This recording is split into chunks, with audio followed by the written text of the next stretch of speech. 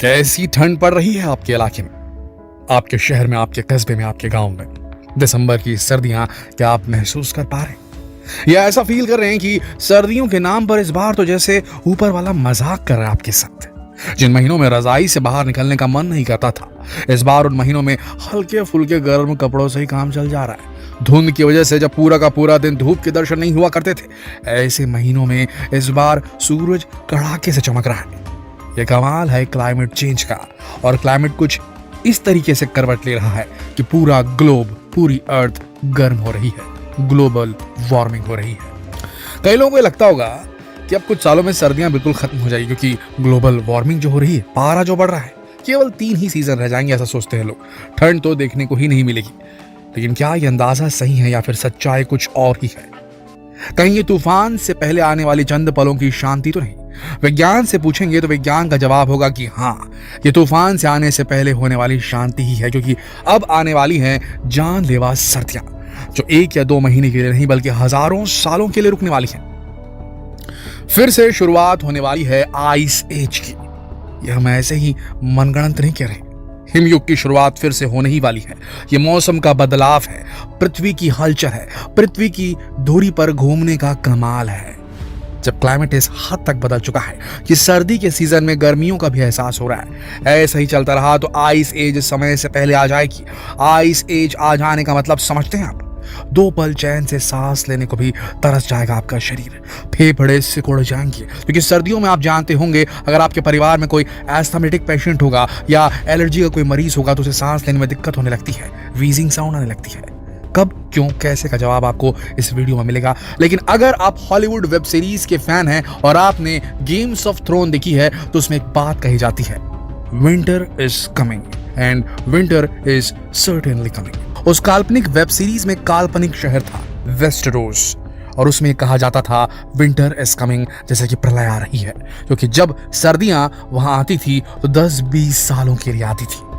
और ऐसे कुछ हमारी पृथ्वी के साथ होने वाला है। लेकिन इस बार जब आइस एज आता है, या आइस एज जब भी पृथ्वी पर हिट किया है, इसने आया है, तो धरती के फॉसिल्स की लेयर, यानी कि धरती के जो क्रस्ट की लेयर, धरती की जो लेयर्स हैं, उनको स्टडी करने वाले आर्कियोलॉजिस्ट तक ने ये बता दिया है, पेलियोंटोलॉजिस्ट तक ने बता दिया है कि वो सैकड़ों सालों तक चलता है आइस एज, और ये आइस एज आने वाला है। देखिए, हमारे प्लैनेट पर बहुत सी साइकिल्स एग्जिस्ट करती हैं, जिसकी वजह से मानव जाति एक पीरियड ऑफ स्टेबिलिटी को एक्सपीरियंस करती है, या जो भी जीव उस वक्त रहते हैं वो पीरियड ऑफ स्टेबिलिटी को एक्सपीरियंस करते हैं। ऐसे ही अब जो पीरियड आएगा वो होगा सर्दियों का युग, बिल्कुल वैसा ही जैसा गेम्स ऑफ थ्रोन्स में दिखाया गया है, या शायद उससे भी खतरनाक। अगर हमें आने वाले भविष्य के लिए तैयार रहना है तो इनके साइकिल्स को समझना बहुत जरूरी होगा दोस्तों, प्लैनेट की साइकिल्स को। कैसे कोई एक युग खत्म होता है और दूसरा युग शुरू हो जाता है। आपने पुराणों के युगों के बारे में तो सुना होगा, लेकिन ये पृथ्वी के युगों की बात हो रही है, हमारे सोलर सिस्टम के युगों की बात हो रही है। आज हम जिस युग में जी रहे हैं वो 10,000 साल से चल रहा है, लेकिन उससे पहले पृथ्वी पर हिम युग था। सिर्फ 10,000 साल पहले पृथ्वी पर हिम युग था। करीब 20,000 साल पहले, जिसमें पृथ्वी का एक बहुत बड़ा भाग 3 से 4 किलोमीटर मोटी बर्फ की चादर से ढका हुआ था, और पहाड़ों से भी ज्यादा कठोर और बड़े बड़े ग्लेशियर्स हमारे इस प्लैनेट पर मौजूद थे। फिर पृथ्वी की साइकिल की वजह से पृथ्वी सूरज के थोड़ा नजदीक पहुंची और बर्फ पिघलनी शुरू हुई, और 11,000 साल पहले तक सारी बर्फ पिघल गई। लेकिन पृथ्वी पर वही बर्फीला युग दोबारा लौटने वाला है। ये तो आपको पता ही होगा कि पृथ्वी सूरज के चारों ओर एक ऑर्बिट में चक्कर लगाती रहती है, मगर ये चक्कर सर्कल शेप में नहीं, ओवल शेप में, यानी कि अंडाकार पाथ में होता है। यानी अर्थ का ऑर्बिट भी गोल नहीं, अंडाकार है, और पृथ्वी की धुरी भी सीधी नहीं है। इसलिए पृथ्वी सूरज की ओर थोड़ी झुकी हुई रहती है। पृथ्वी तिरछेपन में घूमती है, इसीलिए हर हिस्से के मौसम कुछ सालों के अंतराल में बदलते रहते हैं। आइस एज तब आती है जब पृथ्वी अपने ऑर्बिट में सूरज से इतनी दूर हो जाती है कि पूरी पृथ्वी पर ही सूरज की गर्मी बहुत कम पहुंच पाती है, और ये आइस एज हजारों साल तक रहती है। इन साइकिल्स का अर्थ के क्लाइमेट पर क्या असर होता है, ये एक्सप्लेन किया गया था 1910 में, और इसे एक सर्बियन साइंटिस्ट मिलुतिन मिलानकोविच ने एक्सप्लेन किया था, इसलिए इसका नाम मिलानकोविच साइकिल पड़ गया। इन्होंने एक डिटेल्ड मैनर में समझाया था कि कैसे पृथ्वी और सूरज के बीच की दूरी, एंगल्स और सूरज का पृथ्वी पर प्रभाव बदलता रहता है और फिर कैसे पृथ्वी का क्लाइमेट अचानक से बदल जाता है। मिलांकोविच के अकॉर्डिंग पृथ्वी की 3 ऐसी साइकिल्स हैं जिनकी वजह से सूरज की गर्मी पृथ्वी के क्लाइमेट को प्रभावित करती है। पहली साइकिल है पृथ्वी का ओवल शेप में सूरज के चक्कर लगाना और अर्थ के ऑर्बिट का हमेशा एक जैसे न रहना। दोस्तों, जैसा हमने आपको अभी बताया था कि पृथ्वी सर्कल शेप में नहीं बल्कि ओवल शेप में सूरज के चक्कर लगाती है, यानी पृथ्वी का ऑर्बिट ओवल शेप का है, जो मिलांकोविच ने एक्सप्लेन किया। साथ ही ऑर्बिट भी हमेशा एक जैसा नहीं रहता, ऑर्बिट की ओवल शेप भी बदलती रहती है। इसे बदलने में करीब 1 लाख साल लग जाते हैं। जैसे ही ये शेप बदलती है, पृथ्वी की सूरज से दूरी भी बदल जाती है और सूरज से कितनी गर्मी पृथ्वी तक पहुंचेगी उसमें भी बदलाव हो जाता है। मिलांकोविच ने इसे इसेंट्रिसिटी कहा है। नाम याद कर लीजिए, इसेंट्रिसिटी। दूसरा है पृथ्वी के एक्सिस का झुकाव। जैसा कि हमने बताया कि पृथ्वी की धुरी सीधी नहीं है, पृथ्वी सूरज की तरफ थोड़ी तिरछी है, झुकी हुई है। ये झुकाव 23.5 डिग्री का है। मिलांकोविच ने बताया कि पृथ्वी 23.5 डिग्री सूरज की तरफ झुकी हुई है और इसीलिए आज के समय में भी प्लैनेट के आधे हिस्से पर ज्यादा धूप आती है और आधे हिस्से पर बहुत कम। इस झुकाव की वजह से कुछ हिस्सा तो ऐसा है जहां सर्दियों में कुछ महीने तक सूरज उगता ही नहीं है और गर्मियों में कुछ महीनों तक सूरज छिपता ही नहीं है। इसका बेस्ट एग्जाम्पल है टोरंटो, कनाडा का शहर टोरंटो। और दोस्तों, ये जो टिल्ट है ये हमेशा 23.5 डिग्री नहीं रहता, ये भी बदलता रहता है। ये टिल्ट जो आज के युग में 23.5 डिग्री है, ये 40,000 साल से 22 डिग्री से 24.5 डिग्री के बीच चेंज हो रहा है। आज से 10,700 साल पहले पृथ्वी का टिल्ट सूरज की तरफ मैक्सिमम था। इस एक्सप्लेनेशन को मिलांकोविच ने ऑब्लिक्विटी नाम दिया है, ऑब्लिक्विटी। इसी की वजह से अर्थ पर अलग अलग सीजन्स आते हैं। तीसरा फैक्टर वो है प्रिसेशन। दोस्तों, पृथ्वी की जो धुरी है उसका सेंटर पॉइंट कोई एक बिंदु नहीं है, ये अस्थिर है, बिल्कुल किसी लड़खड़ाते हुए of centre spinning toy top की तरह। जैसे हम भौरा घुमाते हैं ना, उसका सेंटर चेंज होता रहता है। सेंटर स्पिनिंग टॉय टॉप की तरह ये डगमगाता रहता है। ये डगमगाना सन और मून के ग्रेविटेशनल इन्फ्लुएंस के कारण होने वाली टाइडल फोर्सेस की वजह से होता है। जो मैग्नेटिज्म वो पैदा करते हैं ग्रेविटेशनल इन्फ्लुएंस की वजह से, सन और मून दोनों की एक समझ लीजिए ग्रेविटेशनल फोर्स है, उसके टाइडल फोर्सेस की वजह से ऐसा होता है कि डगमगाती रहती है हमारी पृथ्वी, जिससे अर्थ की रोटेशन पर प्रभाव पड़ता है। इस साइकिल को एक्सियल प्रिसेशन कहते हैं और एक्सियल प्रिसेशन का एक साइकिल 25,771.5 साल में पूरा होता है। यानी ये धुरी का चक्कर भी बहुत जल्दी पूरा नहीं होता, एक चक्कर को पूरा होने में ही हजारों साल लग जाते हैं।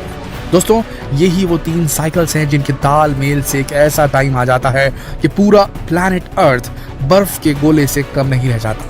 अब पृथ्वी तो हमेशा चक्कर लगाती रहेगी, यानी जो एज गई है वो फिर वापस आएगी।